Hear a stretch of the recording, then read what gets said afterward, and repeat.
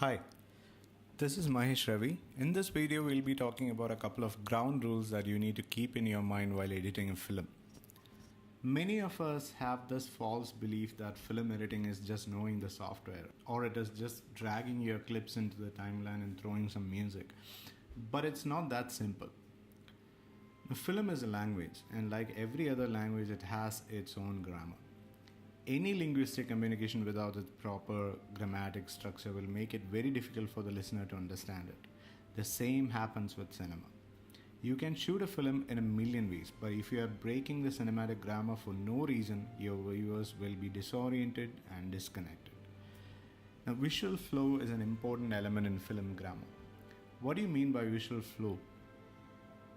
Every film is divided into scenes. Each scene will be further divided into shots. Each of these shots may have angles, movements, and subjective distances. The combination of all these elements makes the visual flow of a film. A well-edited film will have smooth, progressive visual flow. Now, let's talk about the ground rules of editing you need to understand before you start editing your film. So the first one is emotion. How will this cut affect the audience emotionally? Will it take them away from the movie or will it bring them closer? Let's take a look at this scene from up and how the edits affects you emotionally.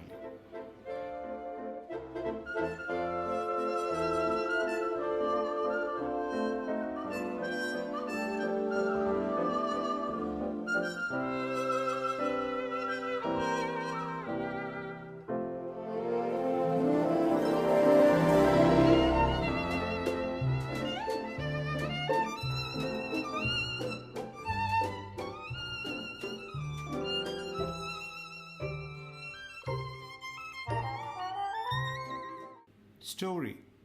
Every film uses a progressive narration.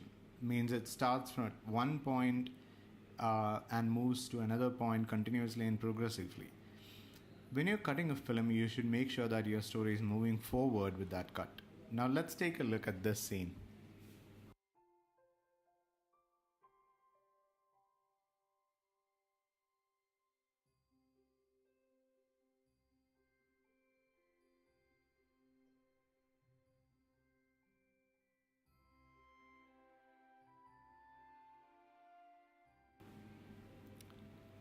What went wrong here? Let's watch that part again.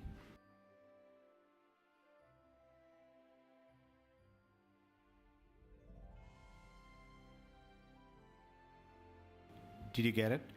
He is repeating the same action in two different shots, which is not taking the movie forward, rather it's keeping the movie at the same point for no reason.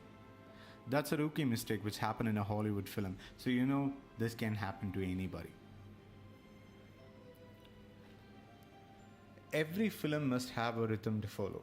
To make it simple to understand, we can say how much time you're giving for each of these shots on screen. They shouldn't be too lengthy, they shouldn't be too short either. And the rhythm needs to be consistent on a scene. Let's take a look at how Spielberg handles cinematic rhythm with edits.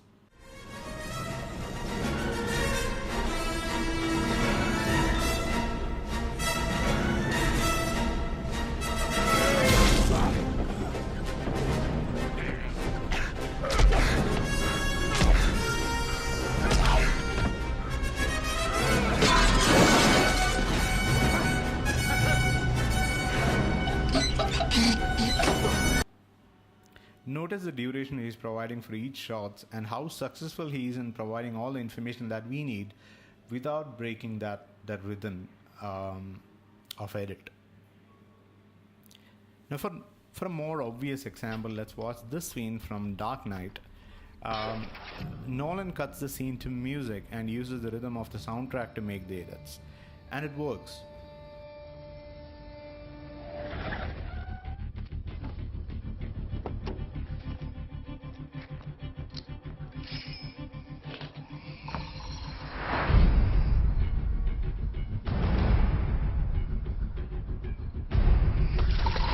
Three of a kind. Let's do this. That's it? 3 guys? 2 guys on the roof. Every guy gets a share. 5 shares is plenty. 6 shares. Don't forget the guy playing the job. He thinks he can sit it out and still take a slice. I know why they call him the Joker. So why do they call him the Joker? I heard he wears makeup. Makeup? Yeah, to scare people. You know, war paint.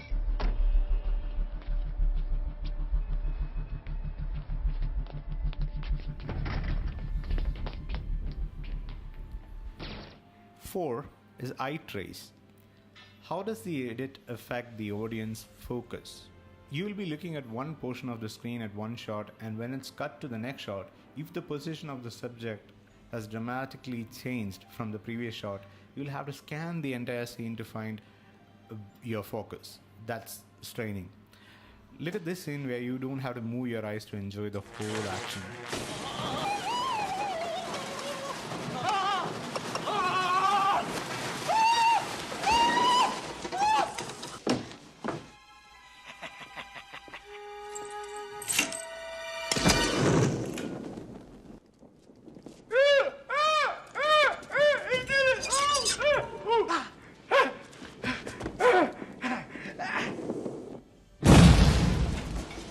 Now, you can also use this creatively to hide something intentionally from the viewer, like how David Fincher uses, he kept a lot of visual information away from us in his film Fight Club by breaking the law of eye trace.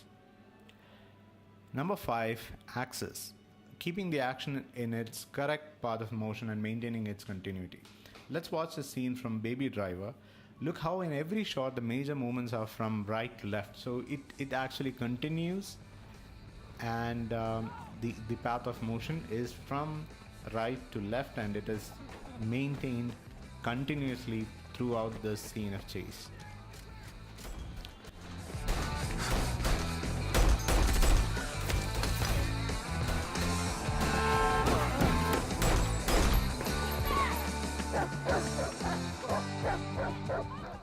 The last rule is 3D space. Is the cut truly establishing the spatial relationships? Watch the scene from Sherlock and how each of these cuts reveal consistent and solid information to us about the environment and the spatial relationships of these characters. Bit different from my day. You've no idea. Mike, can I borrow your phone? There's no signal on mine. Well, what's wrong with the landline? I prefer to text. Sorry, it's in my coat. Here. Use mine. Oh, thank you. It's an old friend of mine, John Watson. Afghanistan or Iraq? Alright, so these are the 6 golden rules you need to keep on top of your head while editing your next project. I'll see you with another video soon. Till then, happy filmmaking. Bye.